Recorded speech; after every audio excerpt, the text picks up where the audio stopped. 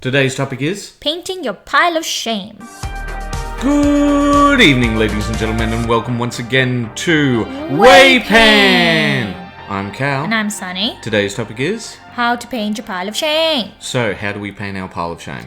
Okay, so for what we did is that nearing the end of December last year until March this year, we set aside one day every week to do some painting. Yeah, and what we did was we worked extra hard doing our jobs. We are freelancers. Yeah. We made sure that we made that time for ourselves. Now, you were saying that was sort of the generic answer, making time. Yeah, everyone knows that that's what they got to do, but they're not doing it. So why do you think that is, Kel? There's a couple of things. I think the first thing has to be you must make a commitment, right?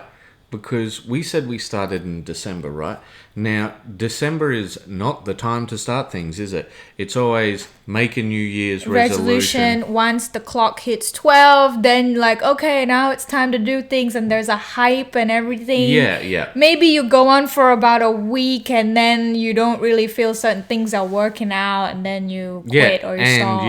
And it's just culturally appropriate to give up on a New Year's resolution. But see, if you started before the New Year's, you wouldn't be giving into that hype, and you will already be building a momentum, and when the New Year comes, you're actually doing it. You're actually doing your resolution, and that kicks you even more into high gear.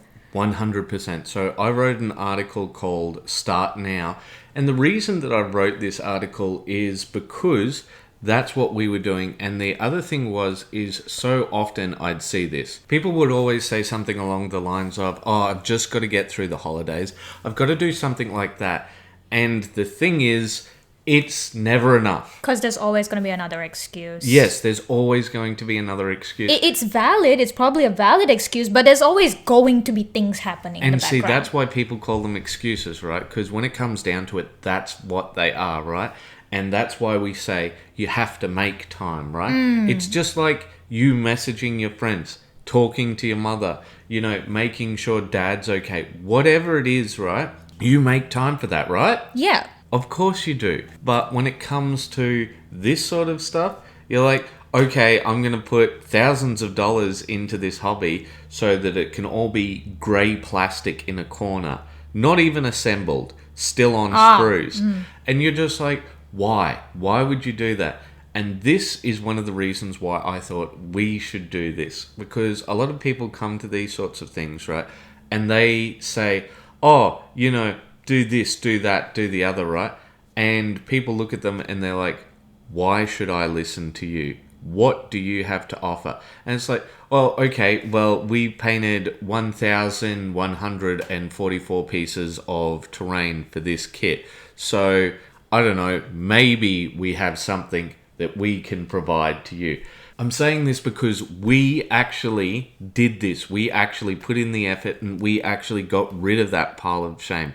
We're not people giving generic advice. And we're not just sitting back on the chair just waiting for people to take our advice. We took our own advice, and that's why we're making this video. Exactly. And see, the thing is, generic advice may sound generic, but the reason why it is because so often that advice is what actually gets results. It's usually the most obvious thing that works. Like, for example, you're overweight. What's the advice? Diet and exercise. Yeah, exactly. Like, it's not... There is no genius move here, right?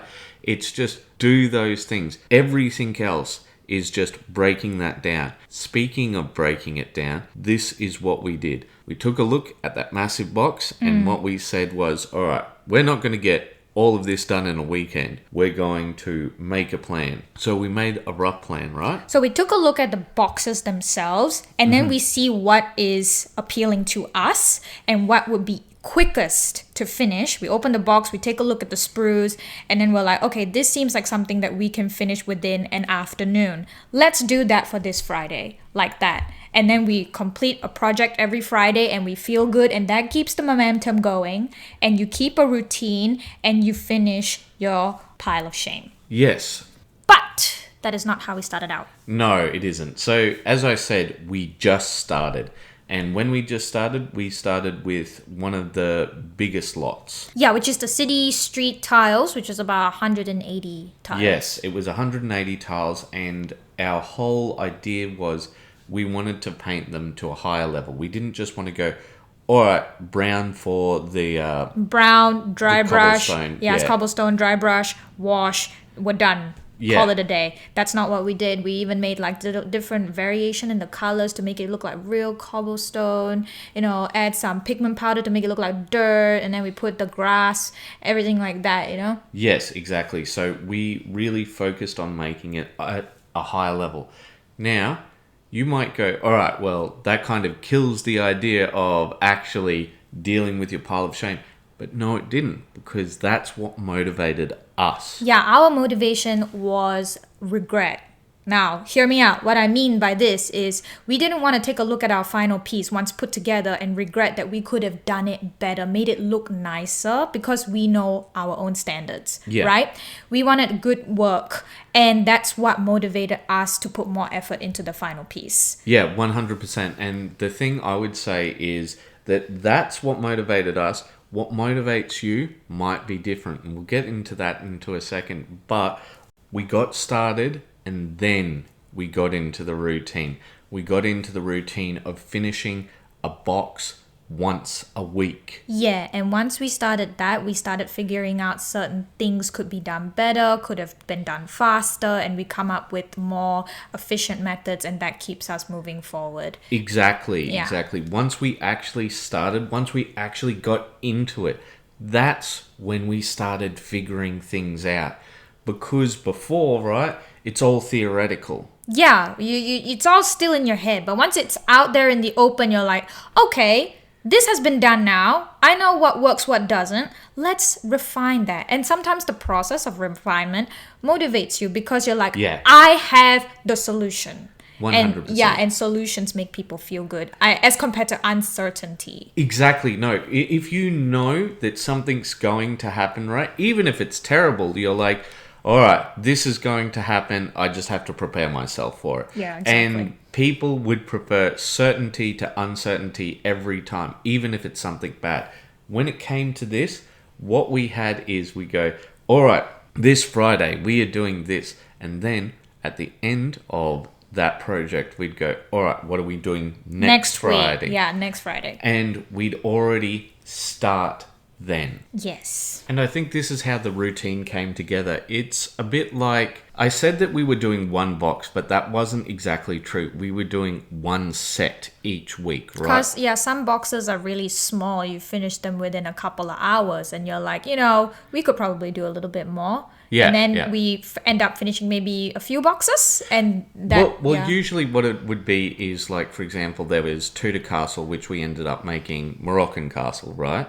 And with that, we had, I think, 2 boxes for that one. But because we decided on such an intricate method of doing things, it took us a long time to do things. Yeah, even though the box set was small, but because it takes a longer time, it just feels like it's a bigger sort of project.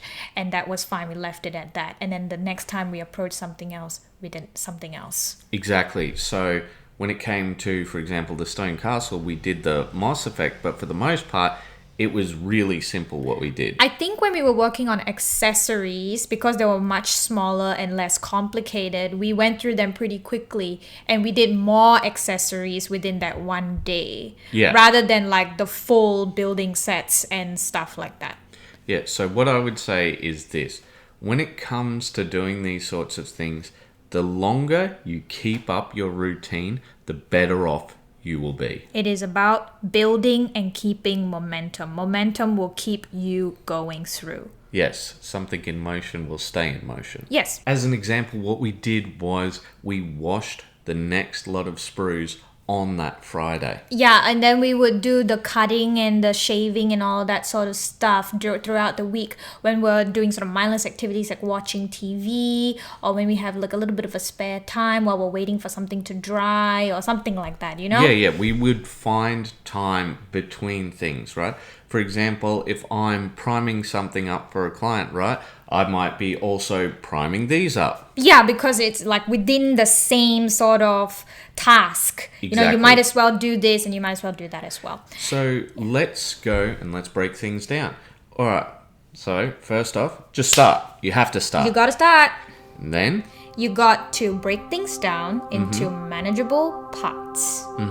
and then after that, once you've got that routine going, go back and examine how things went. And then finally, find out what motivates you. Yeah. That will keep the momentum going. Yes. But there is one more thing that will keep you getting rid of that pile of shame. And for once, this isn't just our tagline. It's called Keep those brushes wet.